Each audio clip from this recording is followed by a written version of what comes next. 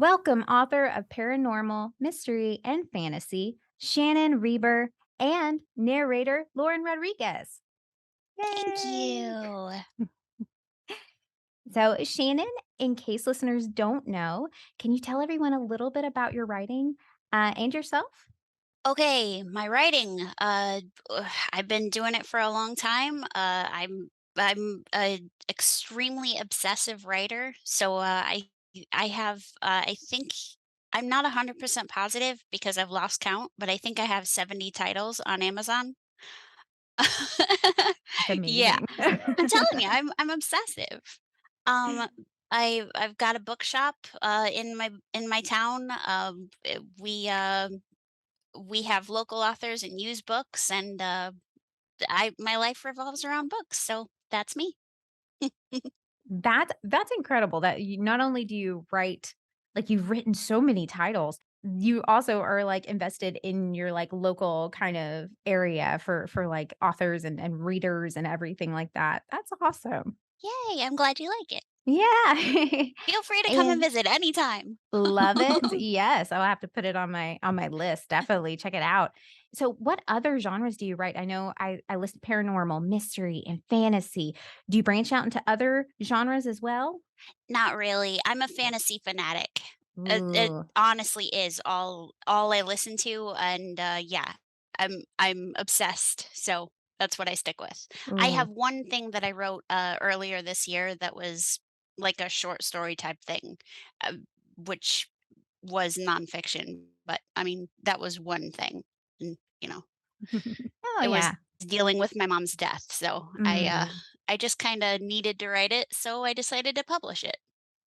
And that's always super interesting to me, that you mentioned that because a lot of authors I've, recently interviewed have mentioned that they've used writing as kind of a catharsis Yeah, exactly. of some sort. Yeah, that they kind of just, like, whatever genre it is, however they choose to write about it, whether it be poetry, romance, fiction, or even non-creative nonfiction, they somehow use that as a form of therapy, which I love that writing can do that for people.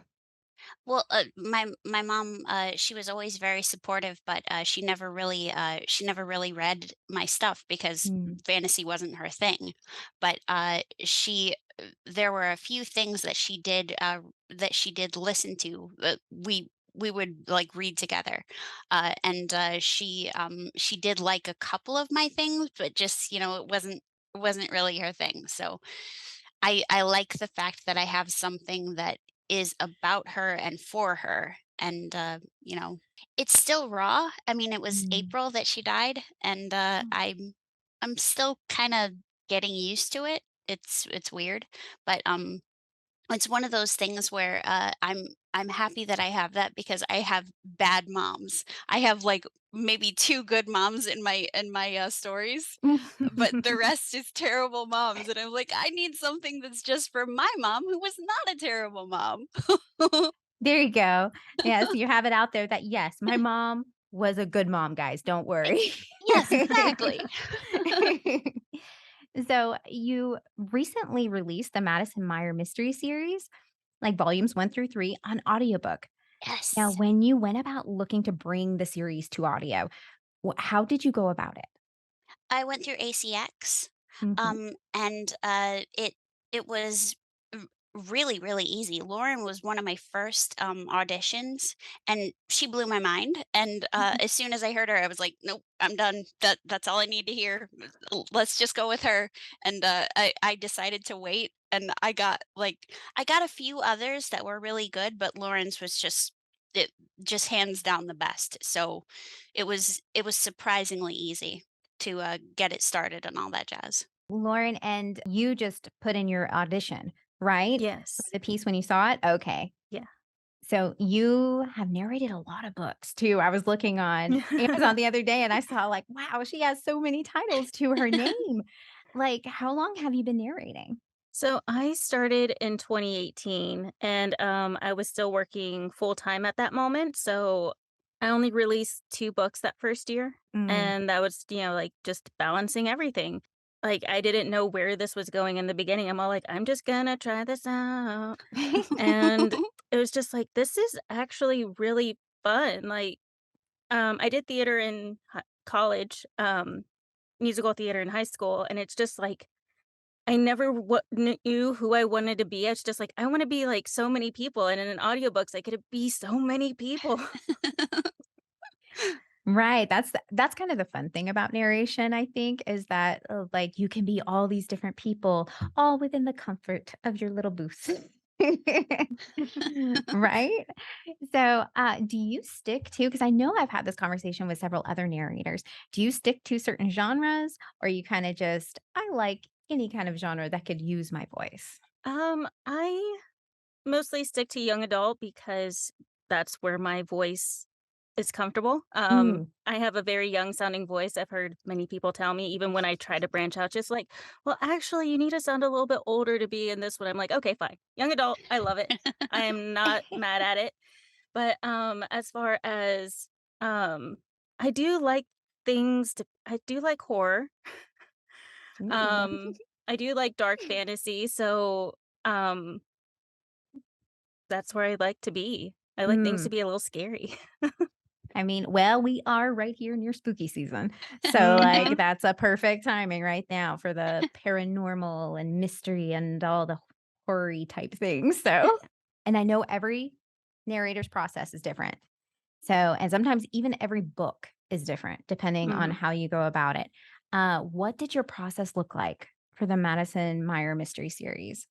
So, Shannon puts a lot of folklore and mythology in her book, so it's, like, what's the difference between a banshee and a, fury? Like, I Hmm. gotta know, like, if it comes up and it's she usually does a great job of, like, putting those details in there because I have a feeling she knows the audience doesn't know, but if I wanna go deeper into it, I look those things up. Also, with the mythology, sometimes there's, like, a different pronunciation depending on region and whatever, like, the difference between a Janus and a Janus, like, Yeah. Mm. Cerberus. Like, it's picking one, and if I feel like Shannon has told me in the past, like, she trusts me with my pronunciations, but if I feel like I wanna test them with her, I will do that. Yes, And then yes. in addition to, it's just, like, making sure I stick with the right pronunciation that I've chosen in the beginning. I love that you guys have that trust too, because I know some, everyone has a different process, and I know some authors are very, they want certain pronunciations for certain things. I've seen some authors I've worked with make, like, basically a character list and say, Yeah. "Here's the pronunciations, here's who all the players are," and some narrators I know will read the book beforehand, and some just kind of cold read. That is a skill and a bravery I do not know. I will usually read beforehand because I'm just like, I know I'm gonna goof at some point, so Yes. so do you read it beforehand, or did you kind of cold read it and kind of feel it out as you went? I don't trust myself to cold read it beforehand. So I do read the whole thing, in advance. Nice. Well, and I love that you do that too, because especially for a mystery, because Mhm. sometimes there's, like, nuances and layers, and I know Mhm. Shannon really layered it. Shannon, I know you kind of built, in a lot of, like, twists and turns in Yeah, there, so, like, yeah, and there's just so much nuance and there's a lot going on with every character, so there's layered emotions yeah, also, right, from the straight exactly. on. Well, the mystery part of it, I had a lot of different people helping me out with the first one was the first actual mystery that I'd written in a long time. So I had a lot of people helping me out, and then after I got comfortable with it again, I stopped asking for help because I didn't want somebody else's opinion to sway what I was writing too much, you know what I Mhm. mean. Like, Yeah. I take other people's advice, it's just it's better to use my own voice, I guess. But, with, I've only had, like, I think 1 person tell me that, they hated my mystery, and, they had it figured out in chapter 2, and it was just a waste of their time, like, "Oh." I'm sorry. I didn't mean to waste your time. Gosh, I feel terrible now." Well, and, maybe, maybe that was part of the plan, who knows? Maybe you Gosh, figured it you out, maybe think? you should be a Huh. detective. Do you actually plot out before? I've talked to a couple of mystery writers, and some of them say, like, there are clues, right? Like Chekhov's gun, Right. the whole Chekhov's gun theory. We leave a gun out in chapter 2, and then we pick it up again, like chapter 27. Woo, long Mhm. time away. But Yeah, do you yeah. ever plot 'em out? Only sort of. See, Ah, I start out with a basic idea. I know the beginning and the end, but I never know what's gonna happen in the middle. So, generally, what I do is I have, uh I usually go back and add clues later, mm, once the story has told itself to me. So, I oh. mean, I'm not a plotter, but I do have basic ideas that sometimes work and sometimes don't. Well, I love that at least you have the ending already in mind, Yeah. so you kinda know the who done it, or at least ending of what's gonna happen so we can get there, and Well, then you kinda fill I knew in. who the killer was in book 1 in the start of book 1, but I didn't realize there was going to be a secondary person until I started writing the book. Oh. So, I didn't know that until they told me it was gonna happen. They took over. Mhm. The characters took over, and I had almost nothing to do with it. I was just I was telling my friend about this. She's like, "You're just writing an incident report." I was like, "Yes, yes, exactly. That's what Ooh, I'm I doing." love that take. I love that too.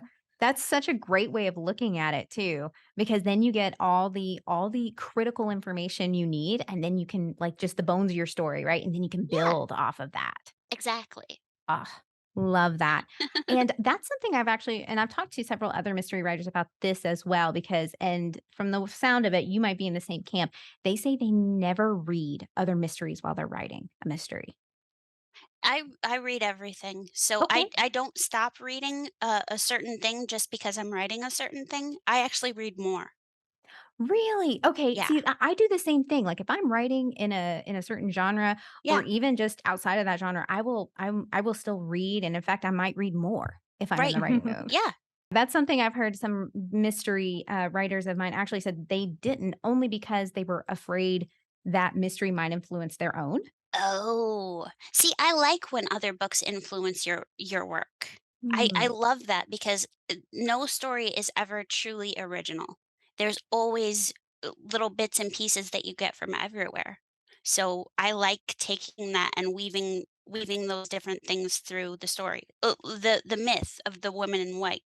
mhm, I didn't go full bore on everything that the mythology states with the woman in white. I did my own thing with it, but I still read through all of the different takes on that myth.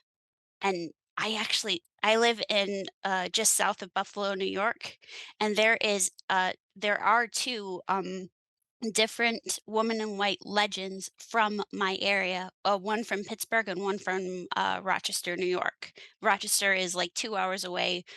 Pittsburgh is 2.5 hours away. So it was really fun to take that and weave it through weave it through my mystery Mhm. while still having, oh, I have a Oh, visitor. kitty tail. can we say we love that we're all on theme too because it's a black cat? So We we're staying within are. the theme here. Good job, little one. I love that you mentioned that because there's a lot of different takes on different Yeah, myths or yeah, different supernatural stories. Like they're all ghost stories, I think, all yeah, have like they have an origin point, but then there's so many varieties of different types of those stories, like depending on exactly. who's telling it. So Yes, yeah, yes. that's a great way of looking at it to me because that means that you can just be influenced by anything, right? Right. And then create your Exactly. own story from there. Exactly. So, Lauren, do you listen to audiobooks while you're actually I narrating? do. I guess one of the favorite conversations going back to, like, what I use as influence is, I remember a friend telling me how he loved, Michael C. Hall's version of Pet Cemetery because of the intensity in his voice whenever he gets excited or when he's doing like a really intense moment. Mhm. And so I took that because I love him in Dexter, and he does have that intensity when he's chopping someone up. Um, so I listened to it, it's just like, "Oh, that's really cool," but I love that one as far as, like, a young adult version of that. I mentioned this to Shannon on her podcast, which was, A Good Girl's Guide to Murder. Mhm. Bailey Carr, excellent at those intense moments, and I also love TV shows, so, another good influence was, Netflix's Hill House. Mm. Nell I love Wynn, that. that neck lady, like, anytime she talks about her, she's just really intense, really breathy, and, like, you can just hear it in her voice, like, on the voicemails that she leaves, it's just like, everything's so confusing. Ugh, I Oh, love that intensity.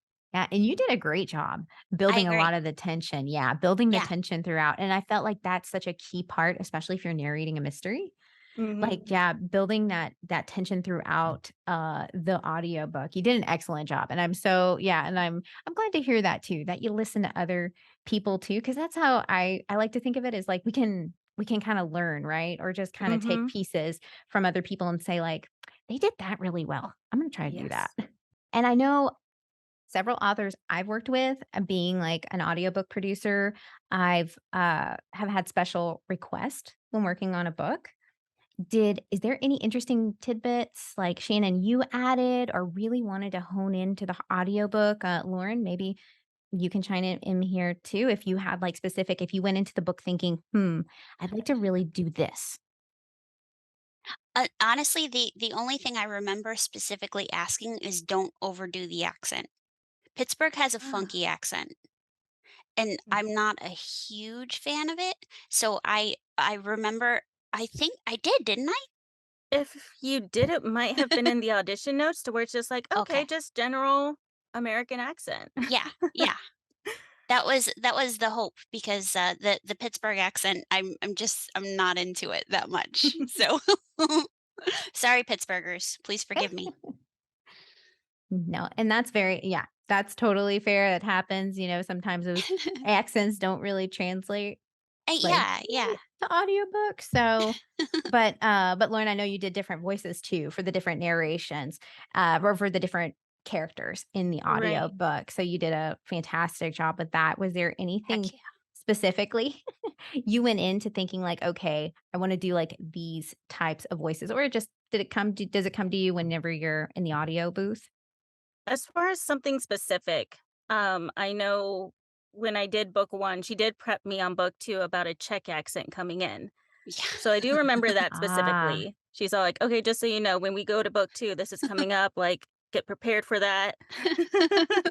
Um, as far as just going through the characters, I think I tried to make them organic, but at the same time, like, a little bit there's a fine line between organic and a little bit planned because you don't want it mm, to sound like anybody else, or at least I try not to make them sound like anybody else. ah, yeah. Yeah, there's just like a middle line I'm walking as I'm like figuring it out.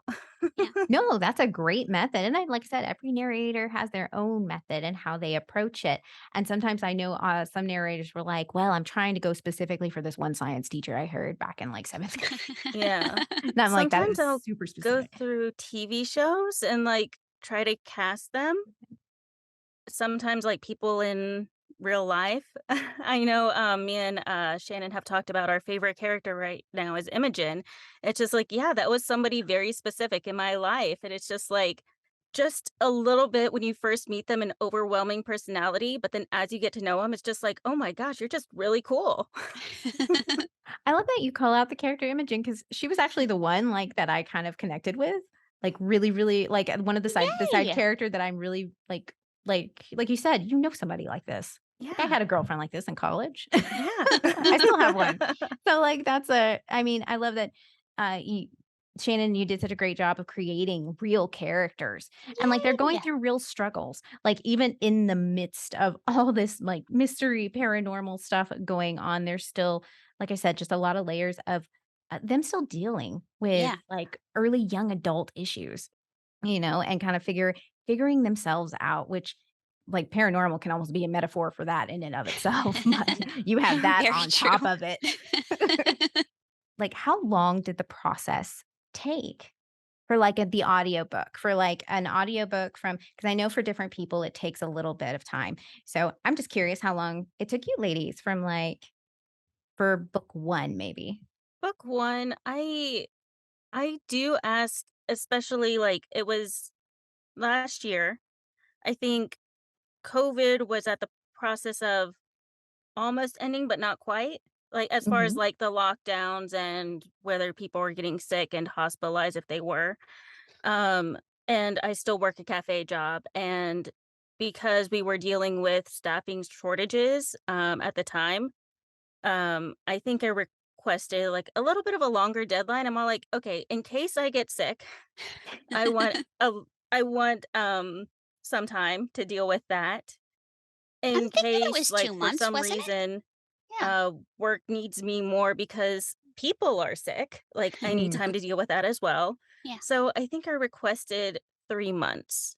Oh, was it Because 3? also in case my Oh. editor gets sick, I want her to feel comfortable with the deadline as well. Yeah, I'm glad you guys built that buffer in there of just in case. See, 'Cause yeah. I was thinking it was 2 months, but I think you might be Maybe it right. was 2 months. But I remember as soon as I, got the book, I started playing it for my friend who doesn't actually listen to audiobooks. He was like, "That's a really good voice. That's perfect." I was like, "I know, right? That's great." So, yeah, I was that squeaky when I said it too. But, we were, talking about how, audiobooks during COVID were gonna be perfect because, even when you're sick, you can still listen to an audiobook. Mhm.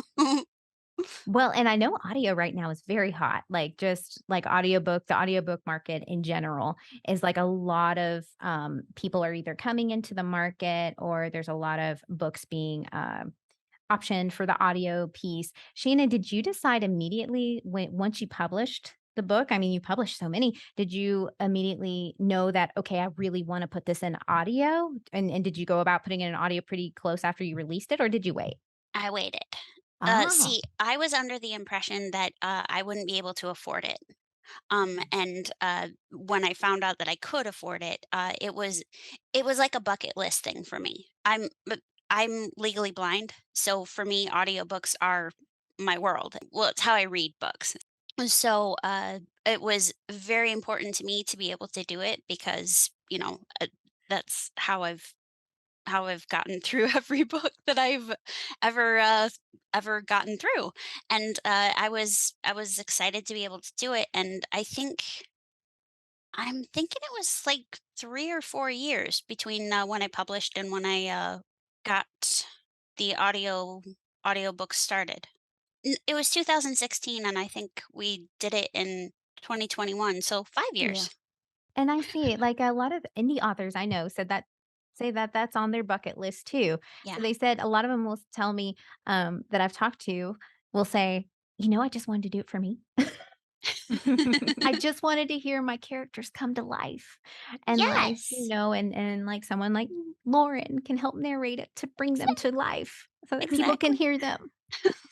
So, and I I love that you went about doing that. And what a I think you picked a really actually pretty good time because right now, like I said, the audio market is kind of really expanding and changing, and it is so accessible to so many people right Mhm. now Exactly. currently. Yep. I was so interested in what you were saying, Shannon, about, legally blind just because my friend's legally blind, so that's how he Oh, hey, actually congratulations. We're so cool, aren't we? Oh, he's awesome. He's such a hoot. But yeah, he was my roommate in college, but that's how he Oh, listened to books too. So that's actually, cool. actually he was the one who encouraged me to get into narration because he was like, "You have an easy voice to listen to. In fact, you kinda sound like an anime character." So Oh, I've that done I've auditioned for some anime stuff too thanks to him. So I just thought that That's was awesome. funny. I was just like, How, you listen, you found Lauren was the perfect narrator, and he told me to get into narration. You guys know your stuff. So, Shannon, I know you right now, the bundle is book 1 through Oh, 3 through the yeah, series, yeah. right? Yep. And there's 3 short stories, is that Yes. correct? Yep. Included in there? Um, Mhm. and are there more in the series? Oh, heck yeah. There Okay. right now, there's 9 books in the series, Okay. and I don't remember how many short stories. I think there's I know of 8. I'll Ooh. take your word for that, Lauren. I'm only aware of 8. There could be Okay. more in there. Yeah, there could be, and there probably will be. I know there will be. But, there's 9 books right now, but, I'm writing book 10. This series will not end.